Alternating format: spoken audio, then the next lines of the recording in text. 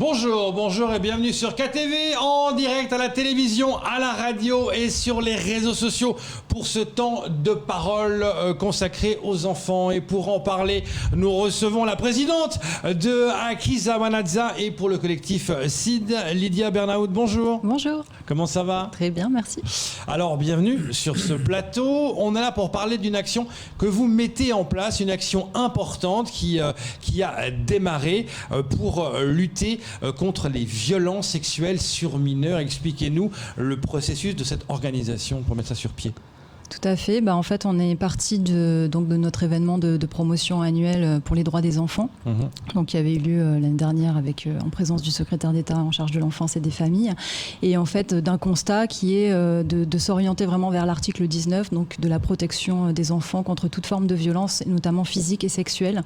C'est donc vraiment depuis la rentrée dernière qu'on réfléchit à ces actions, à cette campagne. Et on a mis en place donc depuis 3 mois une grande mobilisation donc qui rassemble 29 partenaires associatifs et institutionnels. Donc c'est vraiment une première sur le territoire pour parler donc et sensibiliser sur ces violences sexuelles sur mineurs. Donc on est très content parce qu'en fait ça a été vraiment une mobilisation massive de l'ensemble des partenaires. On a une 60aine de référents qui travaillent donc depuis 3 mois. On a fait 4 visios à 30 personnes, on a fait des groupes de travail, donc on a construit des outils de communication et on est vraiment sur un temps d'échange. Donc on a construit en fait une stratégie des objectifs qui se découle en plusiavez temps. Justement, parlons-en de il y a plusieurs paliers. Le premier qui est important, c'est maintenant, on peut aller sur Internet, il y a un questionnaire. Vous avez mis ça en place, pourquoi ? Pour prendre un peu le pouls des gens, connaître la situation actuelle ? Oui, alors le questionnaire donc, qui est en ligne actuellement, donc je vous invite à aller y faire un tour et à le remplir. Ça met pas très longtemps, c'est une dizaine de minutes. Par contre, c'est vraiment très important parce que pour parler campagne, il faut vraiment se baser sur des données. Et donc, ça nous permet à la fois de récolter des données, à la fois de donner des outils en fait de sensibilisation, notamment sur les connaissances en termes de violences sexuelles, d'application de la loi, de bonnes pratiques aussi à avoir en cas de violence ou en cas de témoin. Oui, c'est vrai que c'est pour expliquer aux gens, en voyant le questionnaire, il y a des questions assez intéressantes, genre est-ce que vous êtes au courant, comment ça se passe au niveau de la loi ? En fait, c'est peut-être une méconnaissance des gens à ce niveau-là. Est-ce que c'est pour leur dire, attendez, vous pouvez faire des choses alors que vous ne pensiez pas les faire au départ ? Complètement. Vous m'aviez posé la même question sur les droits des enfants. Nous les premiers, en fait, clairement. C'est-à-dire on se rend compte qu'il y a un problème sur le territoire. Et là, pour le coup, vraiment, l'ensemble des acteurs valident ce constat. Mais effectivement, en fait, on a besoin en fait, de se former, clairement, pour pouvoir ensuite renseigner les personnes, orienter les personnes et savoir comment agir, comment réagir face à ces violences, les prévenir en amont quand c'est possible. Et une fois que c'est trop tard, en fait, comment orienter les personnes et comment réagir. Et puis, ça sera notre 3e axe, comment lutter en fait contre ces violences ensemble et contre ce qui fait obstacle en fait aujourd'hui à tout ça. Camar.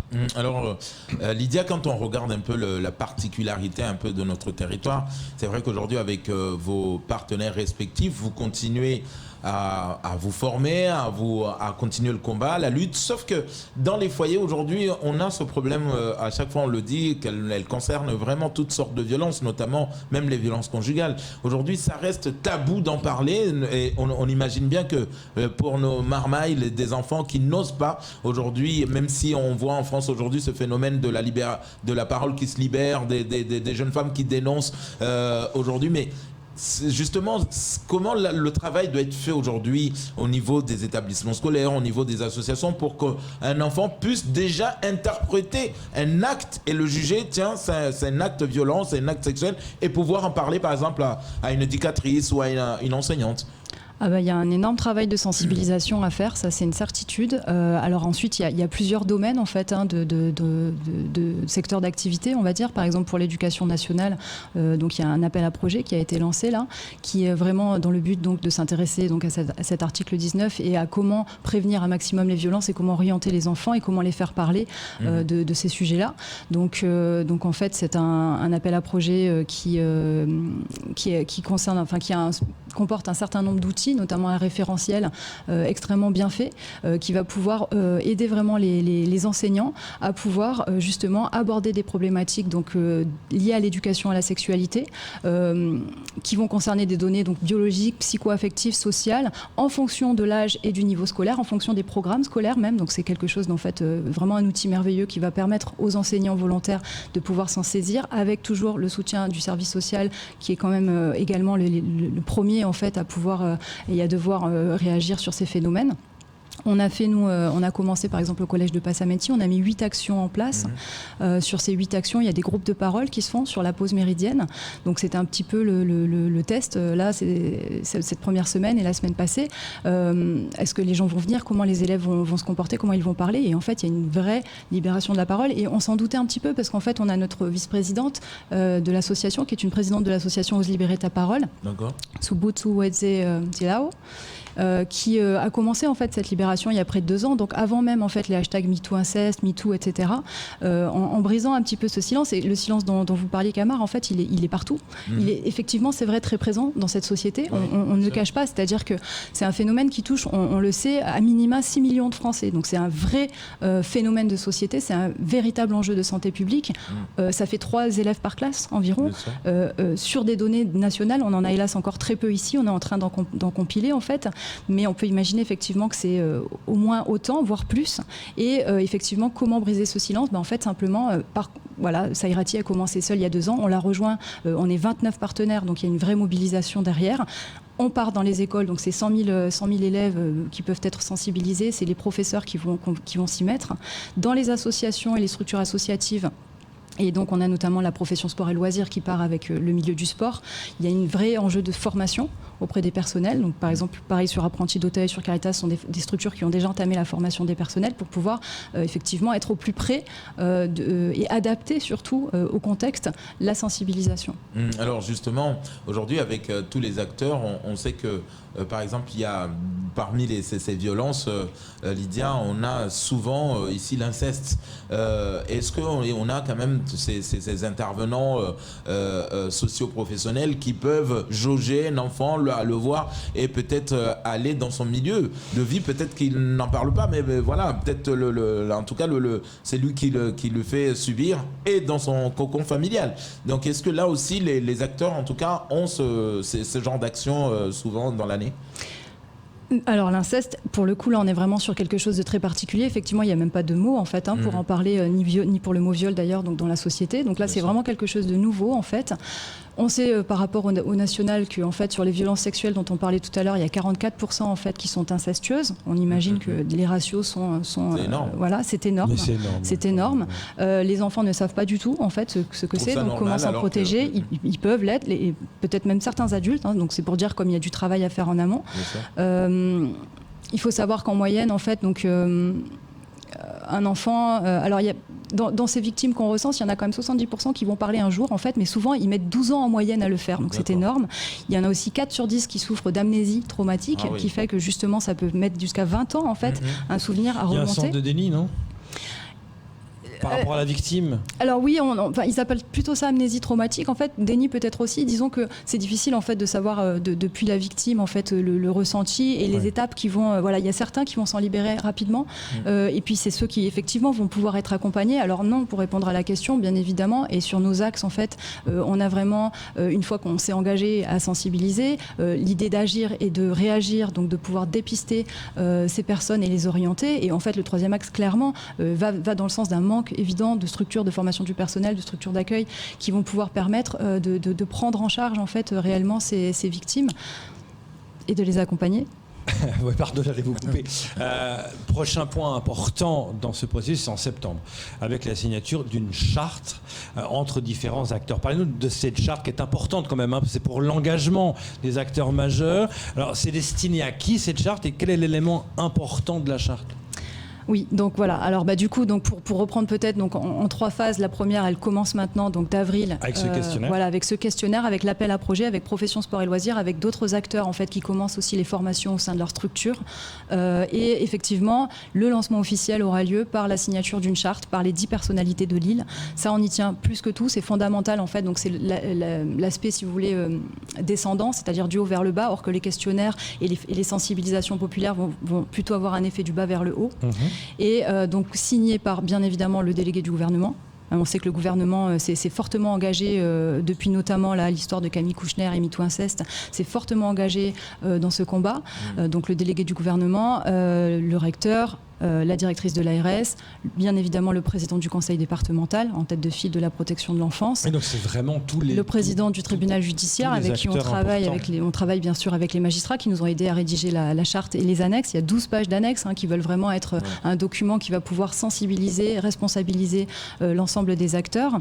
Le grand cadet de Mayotte, le président de l'association des maires, la présidente du MEDEF, parce qu'en fait dans les structures, dans les fédérations professionnelles, il y a des stagiaires, il y a aussi des agressions. Il ne faut pas oublier ce pan-là de l'activité économique sur l'île. Un représentant bien sûr du collectif. J'espère n'avoir oublié personne. Donc voilà, ça va commencer avec cette signature officielle. Et ils vont s'engager à quoi avec cette charte ? Alors il y a 3, donc il y a un préambule qui rappelle le contexte, le contexte national, le contexte local. Et ensuite il y a 3 axes dans cette charte, c'est-à-dire il y a un engagement personnel, donc je m'engage, parce qu'il faut savoir que c'est les têtes de pont, comme on dit, les personnalités, mais ça va être ensuite l'ensemble des personnes qui composent toutes ces structures. C'est-à-dire tout le monde en fait, va devoir s'engager à signer. Il y a un effet quand même coercitif qui est intéressant dans le sens où je m'engage à connaître la loi, donc elle est là dans les annexes, si jamais je ne la connais pas nécessairement, je m'engage à la respecter, donc à ne pas porter atteinte sexuellement d'aucune sorte, que ce soit dans aucun milieu à un mineur.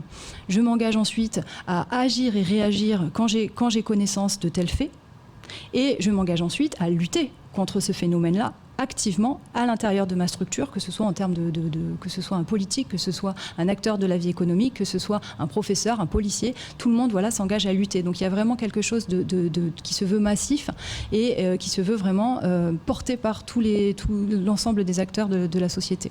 Kamar. Alors, moi j'aime bien le hashtag OneMeToo, bien évidemment, c'est vrai que c'est très bien vu, mais il y a aussi le hashtag Balance ton port. Est-ce que Lydia, aujourd'hui, on se rappelle d'un dispositif qui a été mis en place à Mayotte, on parlait de voisins vigilants, il fallait tout de suite, si il n'y a pas le voisin, avertir les forces de l'ordre en cas de problème. Est-ce que là aussi, en tout cas dans cette charte, on peut s'attendre demain, moi qui suis voisin, je sais que, je sais pas moi, une petite fille qui est voisine subit des violences par exemple, est-ce que là on peut s'imaginer un balance ton port ? Dire voilà, moi je vous dénonce, après c'est à vous de vérifier, de mener les enquêtes par exemple. Alors pas dans le cadre de la charte, elle n'a pas d'effet coercitif comme je l'ai dit tout à l'heure. Par contre effectivement l'idée elle est là, c'est-à-dire que si j'ai signé la semaine dernière cette charte, je me souviens qu'en fait notamment la non-dénonciation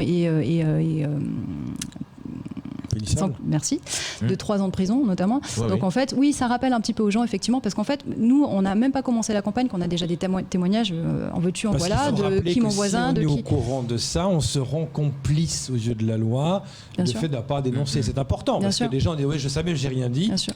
Si on sait que vous saviez qu'on n'avait rien dit, vous êtes complice, donc vous avez tout intérêt à dénoncer. Oui, totalement. Ça, c'est important, totalement. ce fait-là. Oui. Donc il faut vraiment, dès qu'on a conscience, donc ensuite, après, ça se décline en 2 axes, en fait. Si vous voulez, quand il y a vraiment une suspicion d'enfance en danger, ça sera plutôt une information préoccupante, donc c'est plutôt auprès de la cellule donc de recueil d'informations préoccupantes du conseil départemental, ou quand vraiment là il y a des faits avérés, ou en tout cas une menace immédiate, ou des faits qui ont été présentés. Là, c'est vraiment un signalement au procureur de la République. Dans le cadre de l'éducation nationale aussi, au service social de l'éducation nationale, mais ça remonte au procureur de la République et il y a là une procédure en fait qui s'entame judiciaire. D'accord. Effectivement. Et du coup, c'est vrai qu'il faut connaître ces procédures. Il faut savoir qu'à chaque fois qu'on est en face de suspicion ou d'un mineur qui change de comportement ou qui nous avoue des faits, on ne peut pas en fait le garder pour nous, quoi. Et le plus compliqué dans tout ça, c'est parole contre parole. C'est très compliqué. Je discutais avec un policier l'autre jour qui s'occupe des fois de ces affaires-là, d'une plainte déposée pour un viol sur un mineur, et il me dit oui, mais le mineur dit quelque chose, est-ce que c'est vrai ou pas?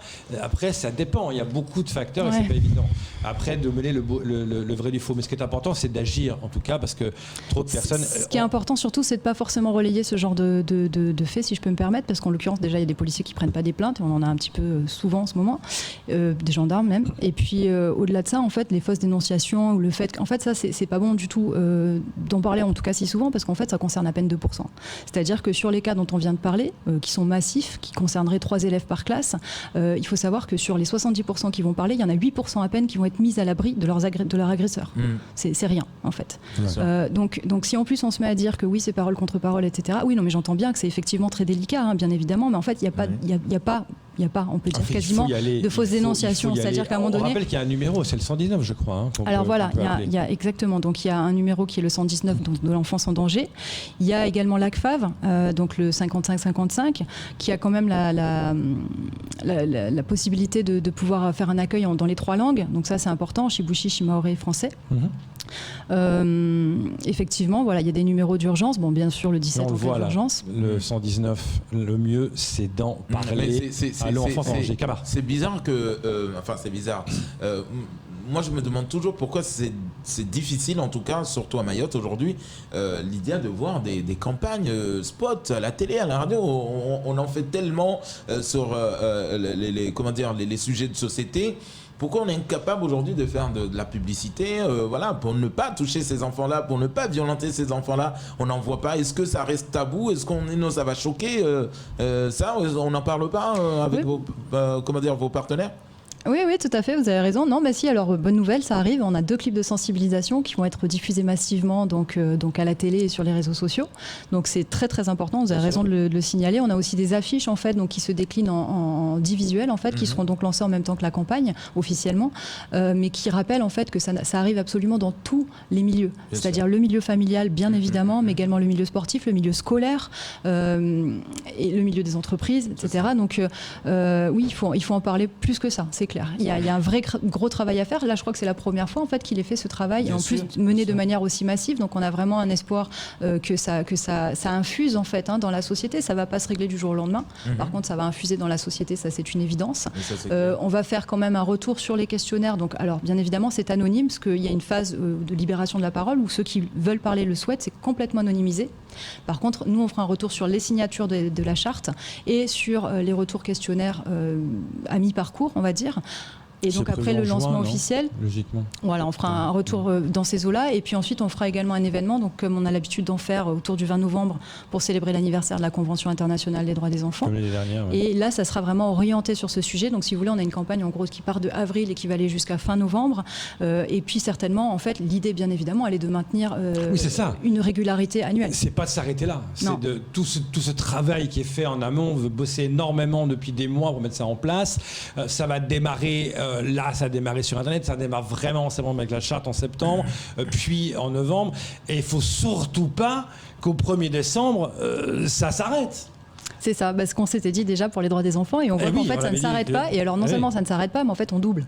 Clairement les effectifs, que ce soit du réseau ou du collectif en fait, puisqu'on était parti avec une quinzaine d'assauts, on en a 30 maintenant. On était parti avec des institutionnels qui nous suivaient, qui maintenant sont vraiment dans la bataille également. Alors bon, c'est vraiment, nous on est, je pense que vraiment il y a une vraie volonté de l'ensemble des acteurs. On le voit même sur les réseaux sociaux, dès qu'il y a un événement, il y en a souvent, qui sont vraiment conscients en fait de ce phénomène, et je pense que vraiment c'est quelque chose qui va durer dans le temps. Merci beaucoup d'être venu ce matin pour parler de cet événement qui est très important. On va juste rappeler, si on veut répondre à ce questionnaire, comment on fait? Alors, il faut se connecter, donc c'est WAMITOO, facile, donc on l'a vu tout à l'heure, il est passé. Donc, le hashtag WAMITOO. Hashtag WAMITOO, voilà, et .YT, vous tombez sur un site en fait qui va vous accueillir, et sur le questionnaire directement, c'est très facile d'accéder. Prenez du temps pour y répondre. Vous verrez, il y a des questions. On n'a pas forcément la réponse. Voilà, c'est hashtag WAMITOO, vous l'avez à l'antenne. Vous tapez ça, .YT, et vous répondez au questionnaire. Merci beaucoup. Merci Léo, merci Camara. C'est tout pour ce temps de parole. Tout de suite, la suite de vos programmes.